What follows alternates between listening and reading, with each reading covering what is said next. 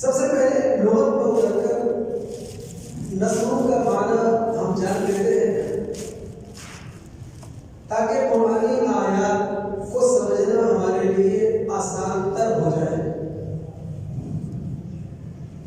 نسلوں کا جو بنیادی معنی ہے وہ زمین جو اپنے اندر سیرابی رکھتی ہو اور سیرابی کی وجہ سے وہ سرسبز و شاداب ہو، تو اس زمین کو عربی میں کہا جاتا ہے نسل۔ عربی میں کہتے ہیں کہ زمین کو شاداب کر دیا پانی میں، نسل غیث الارض، بارش ہوئی اور بارش نے زمین کو سیراب کر دیا۔ عرب لوگ کہتے ہیں ارض منصورہ، اس سرزمین کو جس پر بارش ہو چکی ہو۔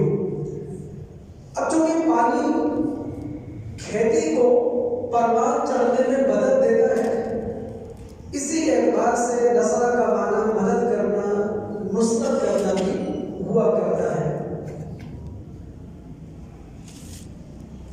اس لغوی معنی کو سمجھ لینے کے بعد یہ ایک اصولی بات ہے مسلم دنیا کے لیے، مسلمان کے لیے ہمارا عقیدہ ہے، ہمارا نظریہ ہے کہ مدد اللہ تعالیٰ کی طرف سے ہی آتی ہے۔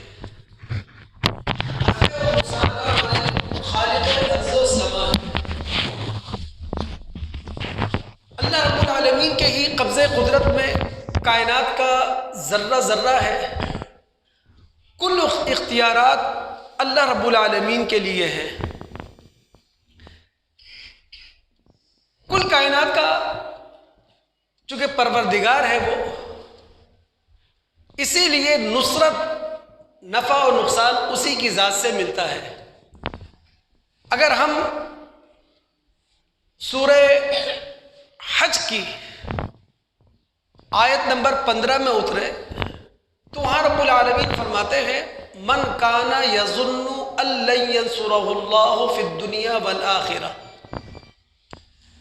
کہ وہ بدبخت جو خدا سے مایوس ہے، خدا سے نا امید ہے، اور خدا سے نا امید اور مایوس ہو کر یہ سمجھتا ہے کہ اللہ رب العالمین دنیا اور آخرت میں اس کی مدد نہیں کریں گے، تو اسے چاہیے کہ وہ آسمان پر ذرائع استعمال کرتا ہوا چڑھ جائے اور وہاں سے اپنی پریشانیوں کی دوا لے کر آ جائے، اپنے غموں کا مداوع وہاں سے جا کے کر لے۔ نصرت صرف اللہ تعالیٰ کی طرف سے آ سکتی ہے۔ اس مضمون کو ہم سمجھتے ہیں سورہ احقاف کے 30 رکوع میں۔ سورہ احقاف یہ مکی سورت ہے۔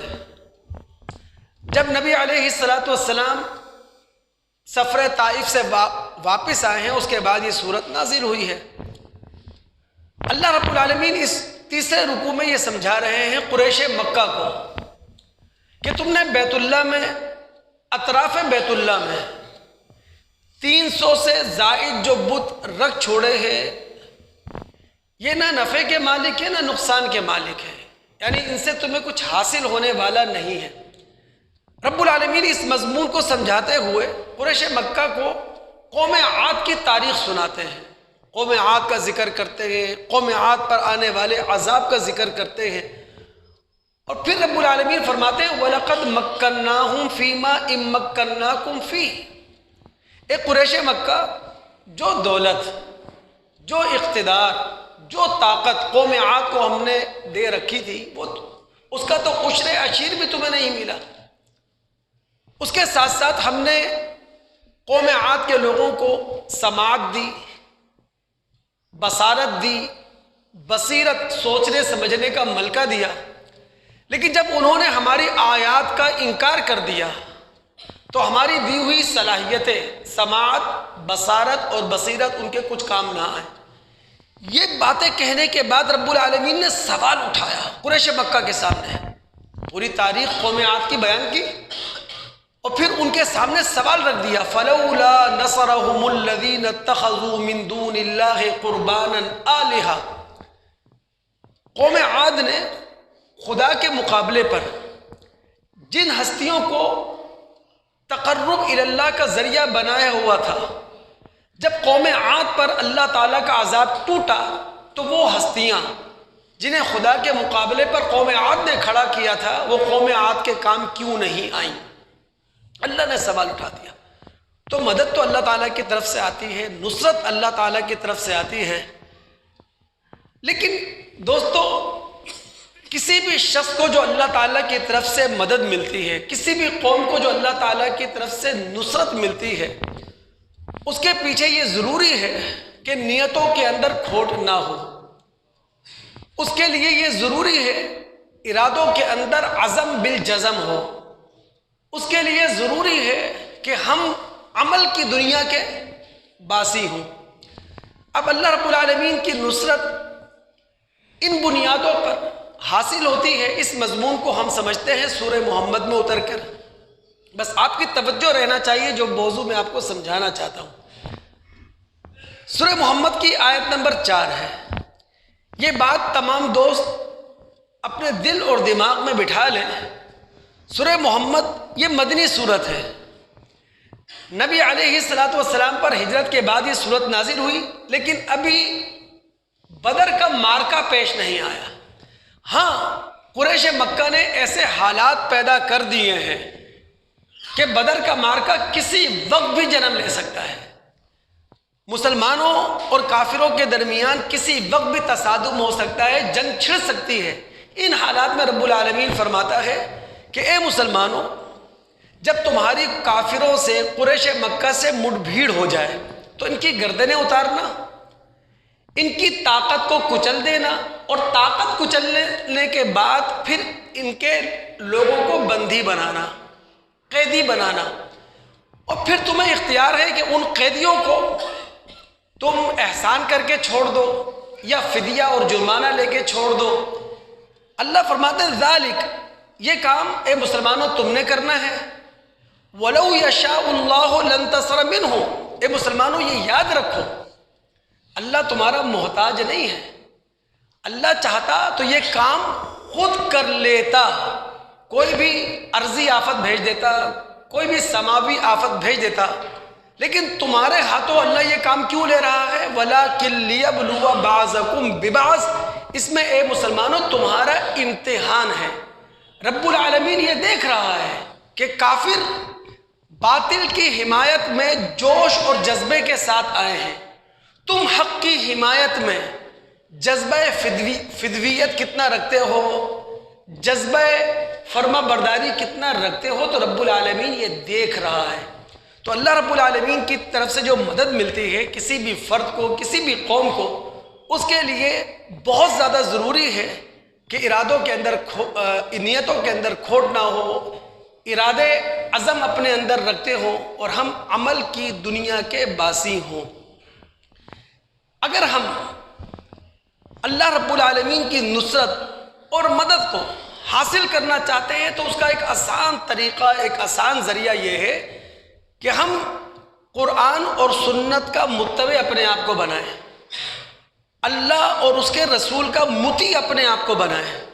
جب ہم قرآن اور سنت کی اتباع کریں، اللہ اور اس کے رسول کی اطاعت کریں، تو یقین جانیے وہ کون سا موقع ہے، وہ کون سا گوشہ ہے جہاں سے اللہ رب العالمین کی مدد آتے ہوئے ہمیں دکھائی نہ دے انہی آنکھوں سے۔ اس مضمون کو ہم سمجھتے ہیں، مکی صورت ہے، مکہ کے دور آخر میں نازل ہونے والی صورتوں میں سے سورہ اعراف۔ سورہ اعراف کی آیت نمبر 157 ہے۔ پچھلی آیت میں رب العالمین نے ایک بات کہی ہے، وَرَحْمَتِي وَسِعَتْ كُلَّ شَيْءٍ، میری رحمت ہر چیز پر چھائی ہوئی ہے۔ یہ بات کہہ دینے کے بعد اگلی آیت میں رب العالمین فرماتے ہیں اب یہ رحمت ان لوگوں کے ساتھ ہے الذین یتبعون الرسول النبی الامی، جو پیغمبر نبی امی کے فرما بردار بنے ہیں۔ وہ رسول جس کے بارے میں یہودیوں کے ہاں انجیل میں لکھا ہوا ہے، جس کا حوالہ یہودیوں کے پاس توریت میں لکھا ہوا ہے اور جس کا حوالہ عیسائیوں کے پاس انجیل میں لکھا ہوا موجود ہے۔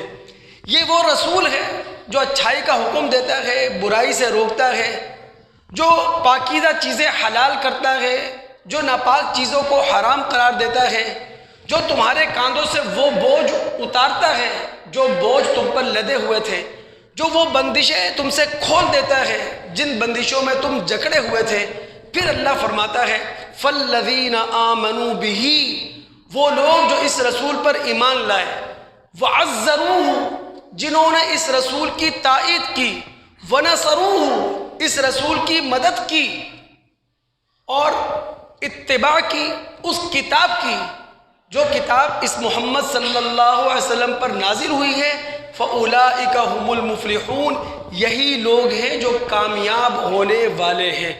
تو اللہ رب العالمین کی مدد، اللہ رب العالمین کی نصرت کو حاصل کرنے کا ایک آسان ذریعہ ہے کہ ہم اپنے آپ کو متبع رسول بنائیں، ہم اپنے آپ کو متبع قربان بنائیں، متبع سنت بنائیں۔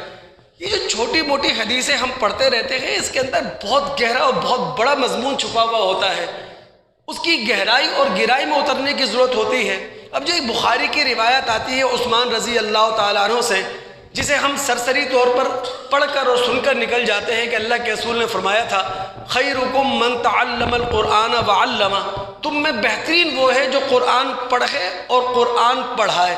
تو اس کا مطلب یہ تھوڑی ہے کہ ناظرہ قرآن پڑھ لیا اور ناظرہ قرآن پڑھا دیا، بلکہ یہ آگے کی کہانی ہے کہ جناب قرآن کو سمجھا، قرآن کو سمجھایا، قرآنی شعور حاصل کیا اور لوگوں کو قرآنی شعور دیا، قرآن سے فکر حاصل کی اور وہی قرآنی فکر دوسرے لوگوں تک پہنچا دی۔ تو تم میں بہترین وہ لوگ ہیں جو قرآن کو پڑھتے اور قرآن کو پڑھاتے ہیں۔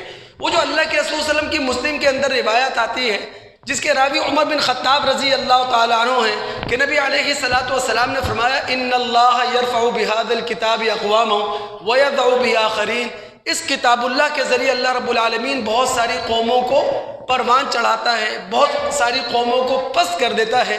اس کے اندر چھوٹا مضمون ہے، اس کے اندر ایک بہت بڑا مضمون ہے کہ مسلم دنیا کی جو ترقی اور تنزلی ہے، مسلم دنیا کا جو عروج و زوال ہے، اس کا معیار قرآن ہے۔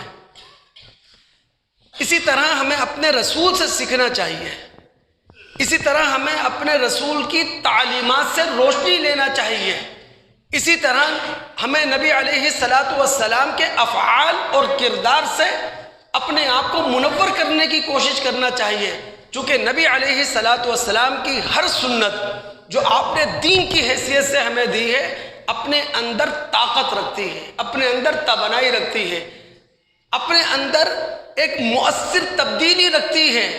وہ جو مشکات باب الاعتصام بالکتاب والسنہ میں ایک معروف روایت ہے، لیکن کبھی اس مضمون کو گہرائی میں اتر کے سمجھیے کہ اللہ کے رسول نے کہا کیا ہے چھوٹی سی بات میں۔ انس رضی اللہ تعالیٰ عنہ جو بچپن سے نبی علیہ الصلاۃ والسلام کی خدمت کرتے ہیں، 10 سال انہوں نے اللہ کے رسول کی خدمت کی ہے، وہ کہتے ہیں کہ ان سے نبی علیہ الصلاۃ والسلام نے کہا یا بنیہ، اے میرے بیٹے۔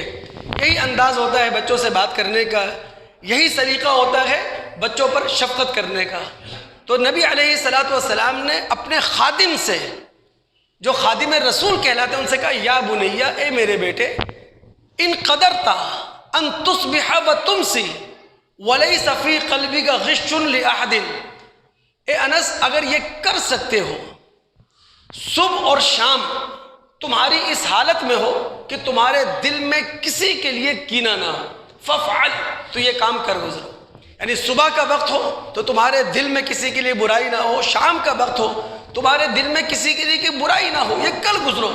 پھر اللہ کے رسول نے کہا کہ اے انس میں یہ بات تم سے کیوں کہہ رہا ہوں، وذالک من سنتی، چونکہ یہی میرا طریقہ ہے، یہی نبوت اور رسالت کا پیغام ہے۔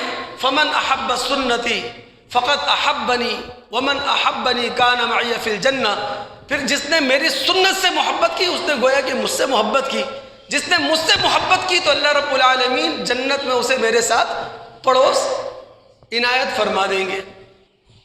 تو اللہ رب العالمین کی نصرت اور مدد حاصل کرنے کا ایک بہترین ذریعہ یہ ہے کہ ہم سب اپنے آپ کو اللہ اور اس کے رسول کی اطاعت پر لے کر آئیں، اپنے آپ کو قرآن اور سنت کا متبع بنانے کی کوشش کریں۔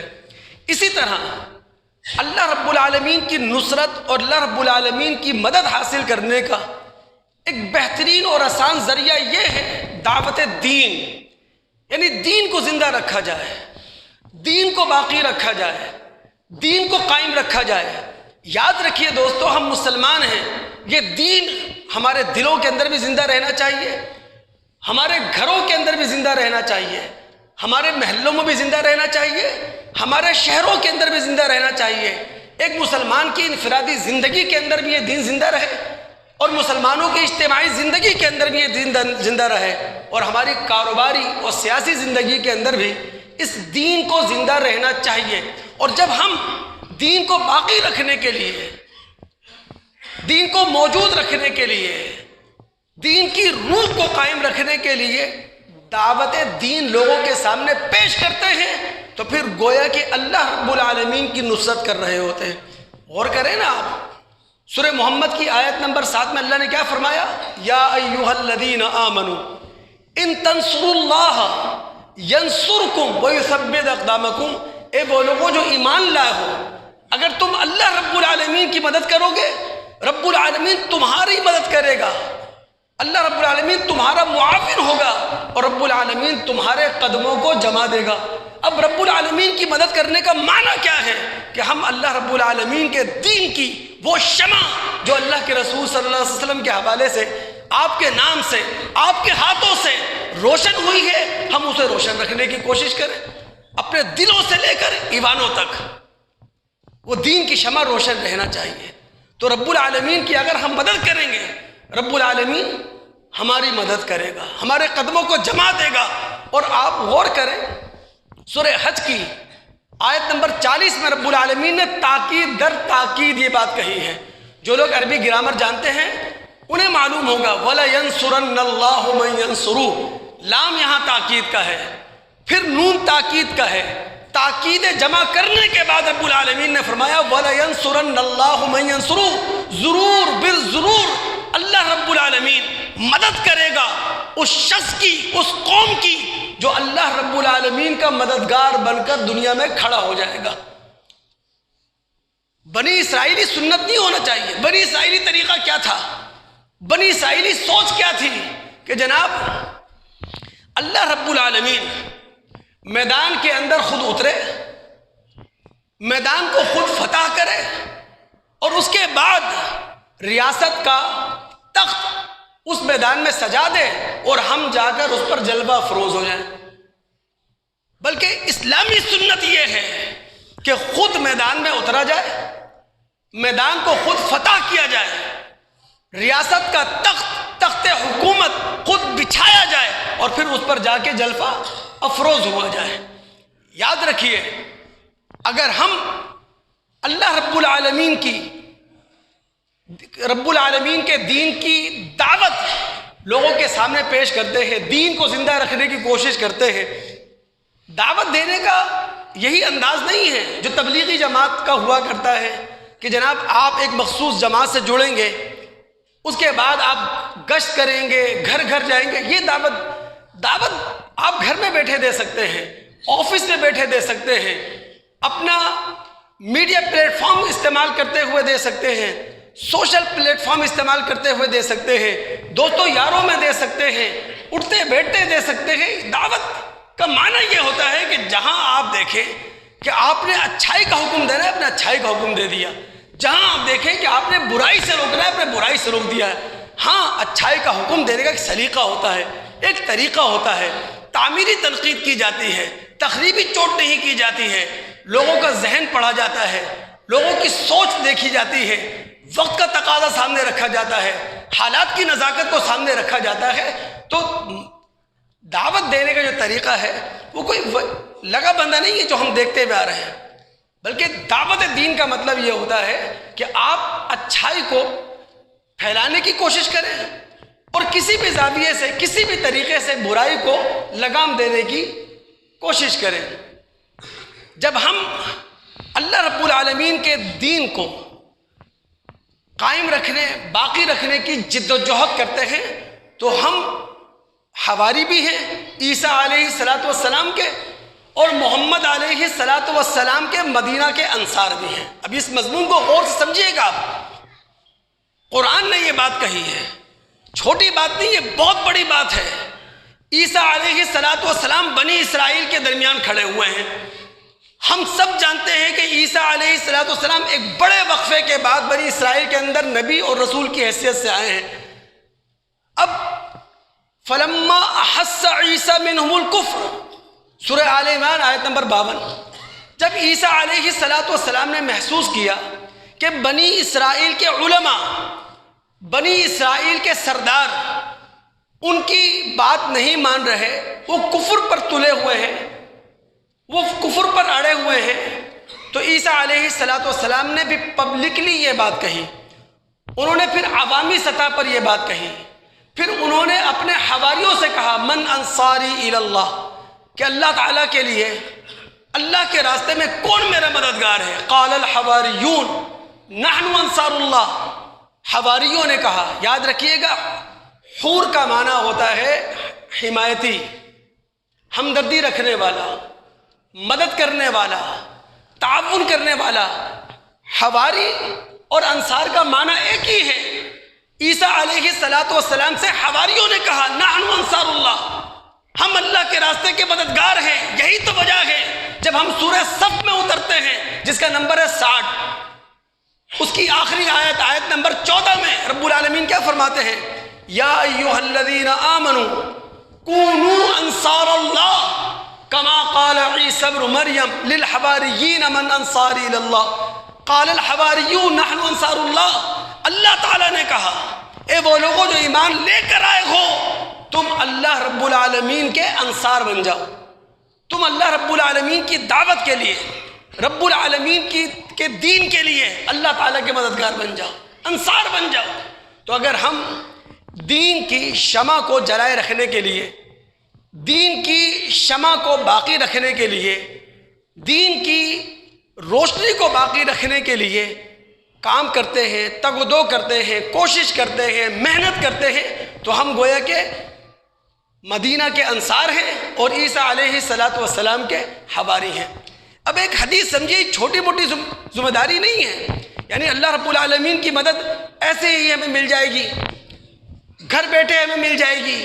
اللہ کی سنت یہ ہے کہ جو میدان میں نکلے گا اللہ رب العالمین اس کی مدد کرے گا، اور جو گھر کے اندر بیٹھ کر اللہ تعالیٰ کی مدد کا انتظار کرے گا، ہو نہیں سکتا کہ رب العالمین کی مدد اسے مل جائے۔ اب ایک حدیث جو مشکات باب الامر بالمعروف میں ہے، ابو داؤد اور ابن ماجہ کی روایت ہے، جریر بن عبداللہ رضی اللہ تعالیٰ عنہ راوی ہیں، وہ کہتے ہیں کہ نبی علیہ السلام نے فرمایا وہ مسلم معاشرہ یعمل فیہم بالمعاصی، جس مسلم معاشرے کے اندر معصیت ہے، جس مسلم معاشرے کے اندر گناہ ہے، جس مسلم معاشرے کے اندر منکرات پرورش پا رہے ہیں، اور ایسا مسلم معاشرہ یقدرون علی ان یغیروا علیہ، کہ جو اپنی تعلیم سے، اپنی تربیت سے گناہوں کی طاقت کو لگام دے سکتا ہے، جو بڑھتے ہوئے معاصی کے سیلاب کو روک سکتا ہے، لیکن وہ مسلم معاشرہ نہیں روک رہا۔ بھائی ہم اپنے گھر میں تعلیم و تربیت کا میدان کھولنے کے بعد گھر کے بچوں کو بہتر نہیں کر سکتے؟ کیا تعلیمی ادارے اپنے اسٹوڈنٹس کو بہتر نہیں کر سکتے؟ کیا ممبر اور محراب، مساجد اور مدارس یہ تعلیم و تربیت کا بہتر انتظام سنبھالتے ہوئے معاشرے میں تبدیلی نہیں لا سکتے؟ اللہ کے رسول نے فرمایا وہ مسلم معاشرہ جہاں معاصی ہے، جہاں گناہ ہے، جہاں منکرات ہیں، اور وہ مسلم معاشرہ ان گناہوں کے آگے بیریئر لگا سکتا ہے، رکاوٹیں کھڑی کر سکتا ہے، لیکن وہ مسلم معاشرہ اپنی ذمہ داری ادا نہیں کر رہا۔ معاشی حالات آپ کے سامنے ہیں، سیاسی حالات آپ کے سامنے ہیں، پاکستانی معاشرہ جس طرح بٹا ہوا ہے سیاسی اور مذہبی حوالے سے، وہ بھی آپ کے سامنے ہے۔ تو رسول نے کیا کہا؟ اصابہم اللہ عقاب قبل ان یموتوا، ان مسلمانوں پر اللہ رب العالمین اپنی سزا اتار دیتا ہے، ان مسلمانوں پر اللہ تعالیٰ اپنا عذاب اتار دیتا ہے ان کی زندگیوں میں. یعنی ہم زندہ ہیں اور رب العالمین کے عذاب کا ہم شکار ہو سکتے ہیں. اور ہیں کب؟ جب گھروں کے اندر تعلیم و تربیت نہیں ہے، جب تعلیمی اداروں کے اندر تعلیم و تربیت نہیں ہے، جب مسجد اور مدارس کے اندر تعلیم و تربیت نہیں ہے. جب بھی ہم تعلیم و تربیت سے منہ موڑ لیں گے، کنارہ کشی اختیار کر لیں گے، تو اللہ کے رسول کی حدیث ہمیں یاد رکھنا چاہیے کہ زندگیوں کے اندر اللہ تعالیٰ کا عذاب اپنی گرفت میں لے گا اور لے ہوا ہے. باپ اپنے باپ ہونے کی ذمہ داری ادا نہ کرے، ماں ہونے کی ذمہ داری ادا نہ کرے، استاد ہونے کا حق ادا نہ کرے، تو پھر یہی حالات ہوتے ہیں جو نظر آ رہے ہیں. تو اللہ رب العالمین کی نصرت، اللہ رب العالمین کی تائید، اللہ رب العالمین کی مدد حاصل کرنے کا ایک طریقہ یہ ہے دعوت دین. دوستو، نبی علیہ الصلاۃ والسلام کا پورا پروگرام ہمارے سامنے ہے. یعنی نبی علیہ الصلاۃ والسلام نے اپنے معاشرے کو بدلنے کے لیے، اپنے سماج میں تبدیلی لانے کے لیے جس پروگرام پر عمل کیا وہ قرآن و سنت کی شکل میں ہمارے سامنے موجود ہے. سب سے پہلی چیز کیا تھی؟ نظریہ لا الہ الا اللہ. دوسری چیز کیا تھی؟ اس نظریے پر ایک منظم جماعت، جسے مسلم جماعت کہا جاتا ہے. اللہ کے رسول نے جب یہ دو مراحل طے کر لیے، نظریے پر آپ نے جماعت بنا دی، تو اس جماعت پر اللہ رب العالمین کی نصرت، اللہ رب العالمین کی مدد اتارنے کے لیے اللہ کے رسول نے ایک لائے عمل ترتیب دیا ہے. نبی اصل میں اسٹریٹجی بنائی ہے. اور وہ لائے عمل کیا تھا کہ نبی علیہ الصلوۃ والسلام نے اپنی جماعت کے لوگوں کے دلوں کو کھوٹ سے پاک کر دیا تھا. اپنی جماعت کے لوگوں کے ارادوں کو اللہ کے رسول نے عزم بالجزم دیا تھا. نبی علیہ الصلوۃ والسلام نے اپنی جماعت کے لوگوں کو عمل کا باسی بنا دیا تھا، عمل کی دنیا سے ان کا تعلق گہرا کر دیا تھا. تو آج بھی نظریہ موجود ہے، آج بھی جماعت موجود ہے، رسول اللہ صلی اللہ علیہ وسلم کی وہ اسٹریٹجی موجود ہے. یہ جو ہمارے پاس اندھا توکل ہے نا، اندھا توکل، اس سے باہر آئے. اگر ہم سمجھتے ہیں گھر بیٹھے خدا کی مدد ملے گی، صرف دعاؤں اور دعاؤں کے بعد آمین کہنے سے خدا کی مدد ملے گی، نہیں. اندھے توکل سے باہر آئیں، اسٹریٹجی بنائیں، اسٹریٹجی ترتیب دیں، لائے عمل بنائیں. اگر خدا کی مدد انفرادی سطح پر ہم حاصل کرنا چاہتے ہیں، اجتماعی سطح پر حاصل کرنا چاہتے ہیں، دلوں کے کھوٹ کو نکاح ختم کرنا پڑے گا، ارادوں کو عزم دینا پڑے گا، اپنے آپ کو عمل کا باسی بنانا پڑے گا. نبی صلی اللہ علیہ وسلم نے اندھے توکل کے کھوٹے سے ہمیں نہیں باندھا، ہم بن گئے اس زمانے میں. چونکہ مسلمان ہیں ساری مدد ہمیں ملے گی، ایسا نہیں ہے. توکل سے پہلے تدبیر ہے، توکل سے پہلے لائے عمل ہے. اللہ پر توکل بعد میں کیا جائے گا، پہلے اسٹریٹجی ترتیب دی جائے گی. میں ایک آیت بار بار سناتا ہوں، آج پھر آپ کے سامنے رکھتا ہوں، دل دماغ حاضر رکھیں. سورہ نساء آیت نمبر 102. جنگی حالات، ہنگامی حالات. نبی علیہ الصلوۃ والسلام ان جنگی ہنگامی حالات میں اپنے صحابہ کو صلاۃ خوف پڑھانے کے لیے کھڑے ہو رہے ہیں. اللہ تعالیٰ نبی علیہ الصلوۃ والسلام سے فرما رہے ہیں، اے محمد صلی اللہ علیہ وسلم، آپ صلاۃ خوف انہیں ادا کروانے والے ہیں، اپنی فوج کو 2 حصوں میں تقسیم کر دیں. فوج کا ایک حصہ آپ کے ساتھ نماز پڑھے گا، دوسرا حصہ دشمن کے مقابلے پر ہوگا. کوئی اندھا توکل نہیں ہے. اور جو حصہ آپ کے ساتھ نماز ادا کرے گا وَلْيَأْخُذُوا أَسْلِحَتَهُمْ، وہ بھی مسلح ہو کر نماز پڑھے گا. اور اگر بارش ہو گئی یا کوئی فوجی بیمار ہو گیا، بارش کی وجہ سے سارے فوجی یا بیماری کی وجہ سے کوئی ایک فوجی مسلح ہو کر نماز نہیں پڑھ سکتا، تو ٹھیک ہے، اسلحہ اتار دو. بارش کی وجہ سے یا بیماری کی وجہ سے، لیکن جب غیر مسلح ہو کر میدان میں خوف کی حالت میں نماز ادا کرو گے، خذو حذرکم، نماز کے اندر بھی چوکنے رہو گے۔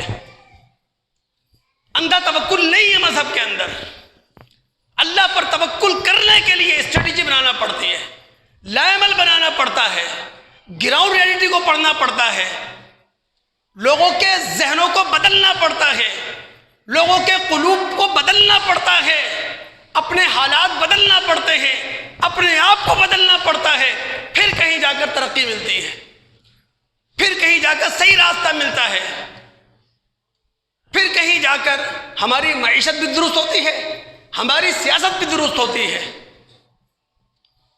اللہ کے رسول صلی اللہ علیہ وسلم کے الفاظ میں اگر غور کریں، اللہ کے رسول نے فرمایا اعقلها وتوکل، پہلے گھروں کو تالا لگاؤ، اس کے بعد اللہ رب العالمین پر بھروسہ کرو، یعنی اسٹریٹجی بنائے بغیر، لا عمل ترتیب دیے بغیر ہم کیسے رب العالمین پہ توکل کر رہے ہیں کہ گھر بیٹھے صرف ہماری دعاؤں سے، دعاؤں کے بعد آمین کہنے سے رب العالمین ہمارے حالات بدل دے گا؟ نہیں، ہمیں بدلنا پڑے گا اپنے آپ کو۔ ابھی حالات جس طرح بھی ہیں، ظاہر ہے کہ آپ پاکستان کو بدلنے نہ جائیں، یہ تو ایک سیاسی نعرہ ہوتا ہے، یہ تو سیاسی تقریر ہوتی ہے۔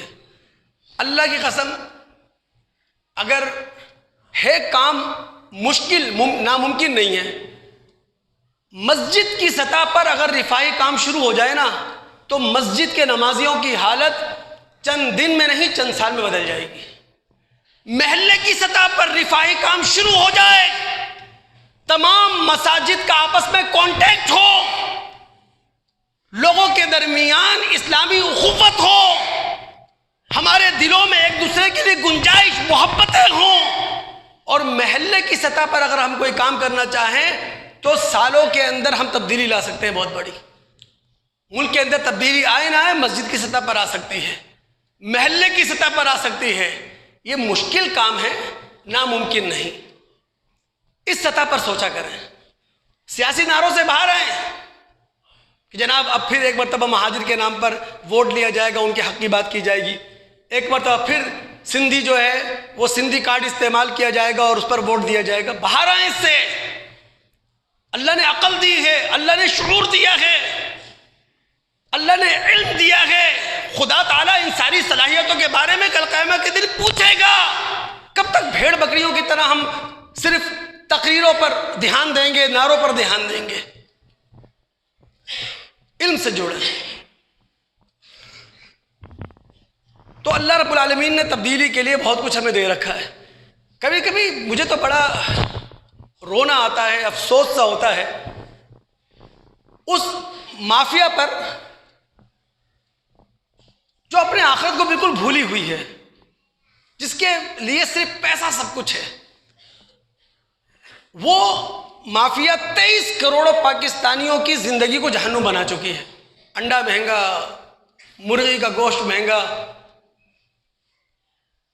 بھوک اور روٹی کے نام پر ابھی میں 2.5 نمبر سے گزرتا ہوا آ رہا ہوں، سینکڑوں عورتیں بیچاری لائن میں لگی ہوئی ہیں، کیوں؟ سستا آٹا لینے کے لیے۔ رونا نہیں آئے گا مجھے، میں پاکستانی نہیں ہوں، میں مسلمان نہیں ہوں، دل نہیں میرے پاس۔ ایک عورت صرف اپنی بچوں کی بھوک مٹانے کے لیے وہ لائن میں کھڑی ہے۔ کس نے لائن میں لگوایا ہے؟ مافیاز نے۔ چند درجن لوگ ہیں یہ مافیاز، جنہوں نے 23 کروڑ پاکستانیوں کی زندگی کو جہنم بنایا ہوا ہے۔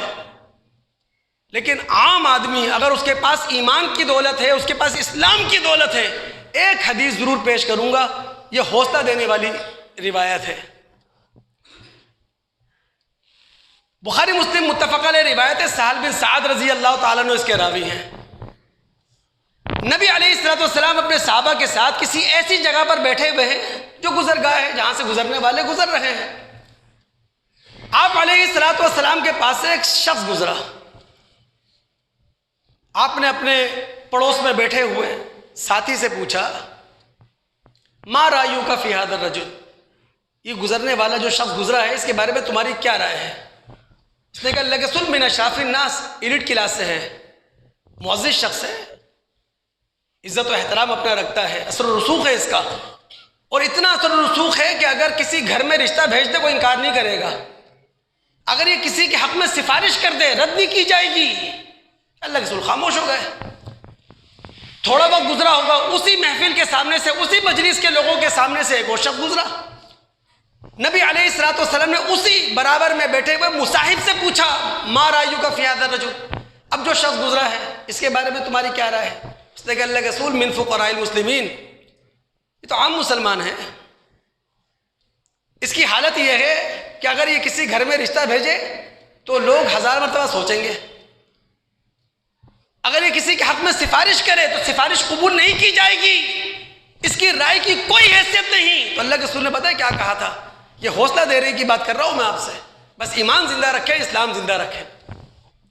تو نبی علیہ الصلوۃ والسلام فرمایا تھا ھذا خیر ملء الارض مثل ھذا، کہ اگر اثر و رسوخ رکھتے ہوئے لوگوں سے زمین بھری ہوئی ہو، یہ فقیر یہ غریب ان سارے لوگوں سے بڑھ کر ہے، ان سارے لوگوں سے بہتر ہے، بس اسلام اور ایمان زندہ رہنا چاہیے۔ آخری بات میں کروں دوست، چونکہ ہم نصرت الہی و مدد الہی کی بات کر رہے ہیں، اللہ رب العالمین ہم سب کو اپنی مدد سے نوازے، پوری مسلم دنیا کو اپنی مدد سے نوازے۔ جیسے ہی کیلنڈر پر نئے سال کی آمد ہوتی ہے، صرف پاکستان میں نہیں، پوری دنیا میں علم نجوم سے تعلق رکھتے ہوئے جو نجومی ہیں وہ سامنے آتے ہیں، اور وہ پورے سال کا کیلنڈر ہمارے سامنے رکھتے ہیں کہ جناب کیا حادثات پیش آئیں گے، کیا واقعات رونما ہوں گے۔ مذہب ہمیں یہ تعلیم دیتا ہے کہ توہم پرستی کی دنیا سے باہر آؤ، یعنی نجومیوں کی پیشن گوئیوں پر تم اپنا مستقبل تلاش کرو، اس سے باہر آؤ، توہم پرستی سے۔ چونکہ یہ اصول ہے، ہر انسان اور ہر قوم اپنی تقدیر اپنے ہاتھوں سے لکھتے ہیں اللہ رب العالمین کی تقدیر میں رہ کر۔ توجہ رہے آپ کی، سورہ روم کی ابتدائی 5 آیات اس کا مطالعہ کریں آپ۔ اللہ رب العالمین کیا فرماتے ہیں کہ رومی جو اس وقت کے سپر پاور تھے نا، رومی قریب کی سرزمین میں مغلوب ہو گئے، لیکن چند سال گزریں گے رومی پھر غالب آ جائیں گے، چونکہ اختیار پہلے بھی اللہ کے ہاتھ میں ہے، بعد میں بھی اللہ کے ہاتھ میں ہے۔ اور جب رومیوں کو فتح ملے گی، یہی وہ موقع ہوگا جب مسلمانوں کو بھی خوشی کی خبر ملے گی۔ بنصر اللہ، رومیوں کو فتح ملے گی، مسلمانوں کو خوشی کی خبر ملے گی، یہ سب اللہ کی مدد ہوگی۔ ینصر من یشاء، اللہ جس کی چاہتا ہے مدد کرتا ہے۔ لیکن میں آپ کو بات جو سمجھانا چاہتا ہوں یہ ہے کہ مشیت جو اللہ تعالیٰ کی ہے وہ حق اور عدل کے ساتھ ہے۔ حق عدل ہمارے ساتھ ہے تو مشیت ہمارے ساتھ، حق عدل ہمارے پاس نہیں ہے تو اللہ کی مشیت ہمارے ساتھ نہیں ہے۔ اب دیکھیں نا، ہرقل نے 623 عیسوی میں ارمینیا سے مجوسیوں پر حملہ کرنا شروع کیا، 623 عیسوی سے۔ 624 عیسوی میں حملہ کرتے ہوئے ہرقل آذربائیجان داخل ہوا، زرتش کے مقام پیدائش کو اس نے تباہ کر دیا، اور مجوسیوں کی جو سب سے بڑی عبادت گاہ تھی، سب سے بڑا جو آتش کدہ تھا، اس کی اینٹ سے اینٹ بجا دی۔ 624 عیسوی اس نے شروع کیا نا محنت، نیت کا کھوٹ ختم ہوا، ارادے کو اس نے عزم و جزم سے بدلا، اپنے آپ کو عمل کا باسی بنایا، اور یہی 624 عیسوی ہے کہ محمد الرسول اللہ صلی اللہ علیہ وسلم بدر کے میدان میں اترتے ہیں، 1000 کے مقابلے میں کامیاب ہوتے ہیں۔ لیکن یہ جو کامیابی، اللہ کی مدد، اللہ کی نصرت نبی علیہ الصلوۃ والسلام کو ملی تب آپ 15 سالہ اپنی کمائی 313 کی شکل میں لے کر میدان میں اترے۔ تو اللہ کی نصرت ایسی اندھی بہری نہیں ہے، ہم نے دعا مانگی، اس پر آمین کہا اور اللہ کی مدد مل جائے گی، نہیں، نیتوں کے کھوٹ کو بدلنا پڑے گا، اپنے ارادوں کو عزم سے بدلنا پڑے گا، اپنے آپ کو عمل کا باسی بنانا پڑے گا. پھر ہر فرد، ہر قوم اپنی تقدیر اپنے ہاتھوں سے لکھتی. ایک حدیث سنا کر اپنی بات کو سمیٹوں. مشکات باب الایمان بالقدر میں ایک روایت ہے مسلم کے حوالے سے. عمران بن حسین رضی اللہ تعالیٰ عنہ اس کے راوی ہیں. وہ کہتے ہیں 2 اشخاص نبی علیہ السلام کے پاس آئے. انہوں نے کہا اللہ کے رسول صلی اللہ علیہ وسلم یہ بتائیے، جو کچھ آج ہم کر رہے ہیں، جو آج ہماری کوششیں ہیں، یہ پہلے سے لکھی ہوئی ہیں، طے شدہ ہیں، یا پھر آپ نبی بن کر آئے، آپ نے آ کر ہم پر حجت تمام کی، اب سے تقدیر شروع ہوئی ہے، اب سے رب العالمین کی منصوبہ بندی شروع ہوئی ہے؟ اللہ کے رسول نے فرمایا نہیں، میرے آنے سے اس کا کیا تعلق ہے، میرے حجت تمام کرنے سے کیا تعلق ہے؟ اللہ رب العالمین کی تقدیر پہلے سے طے شدہ ہے، اللہ رب العالمین کے قوانین، رب العالمین کے قاعدے پہلے سے طے شدہ ہیں. پھر رسول نے آیت کیا پڑھی تھی؟ رسول نے آیت پڑھتے ہوئے کہا وَنَفْسٍ وَمَا سَوَّاهَا فَأَلْهَمَهَا فُجُورَهَا وَتَقْوَاهَا. نفس انسانی کی قسم، اور جس طرح اس کے نوک پلک درست کیے گئے، ہر انسان کو تخلیقی طور پر، پیدائشی طور پر بتا دیا گیا ہے اس کے حق میں اچھا کیا ہے، اس کے حق میں برا کیا ہے. اب جو انسان، جو قوم اپنی آزادی کا تعمیری استعمال کرے وہ کامیاب ہے، اور جو شخص، جو قوم اپنی آزادی کا تعمیری استعمال نہ کرے وہ ناکام ہے. اللہ رب العالمین سے دعا ہے کہ رب العالمین سننے کے بعد سمجھنے کے بعد عمل کرنے کی توفیق عطا فرمائے. وہ حدیث جو بار بار میں سنایا کرتا ہوں کبھی آپ کو کہ جناب کہ اللہ کے رسول نے فرمایا دنیا جو ہے مومن کے لیے قید خانہ ہے، کافر کے لیے جنت ہے. تو مومن کے لیے قید خانہ کیوں ہے؟ چونکہ مومن اخلاقی قوانین سے اپنے آپ کو باندھتا ہے اور ریاستی قوانین سے اپنے آپ کو باندھتا ہے. اس طرح زندگی گزارنا آسان نہیں ہوتا. لیکن جو منکر حق ہوتا ہے نہ وہ اخلاقی قانون کا پابند ہوتا ہے، نہ ریاستی قانون کا پابند ہوتا ہے. پاکستان کے اندر زندگی گزارنا آسان ہے ہمارے لیے. ٹریفک قانون توڑ دیا، کون پوچھنے والا ہے؟ لبے سڑک 50 اور 100 روپے میں قانون خرید لیتے ہیں.